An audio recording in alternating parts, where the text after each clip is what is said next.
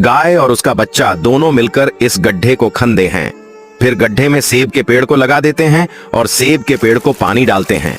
फिर पेड़ बड़ा होने लगता है, लेकिन एक दिन यह भालू जेसीबी लेकर आ जाता है और पेड़ को उखाड़ कर जमीन पर गिरा देता है।